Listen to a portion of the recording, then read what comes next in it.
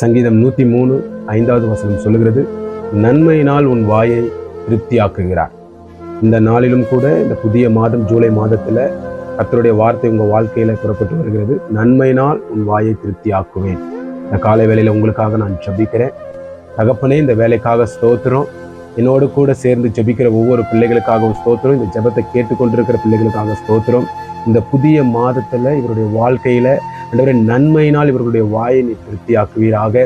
கடந்த நாட்கள்ல இவர்கள் கடந்து வந்த பாதைகள், உபத்திரவங்கள், குறைவுகள், ஆண்டவரே, பலவீனமான சூழ்நிலைகள் எல்லாம் மாற்றப்பட்டு இந்த புதிய மாதத்துல ஜீவனுக்கு ஏதுவான நன்மைகள் இவருடைய வாழ்க்கையில பரிபூர்ணம் அடைய வேண்டுமா ஜெபிக்கிறேன்.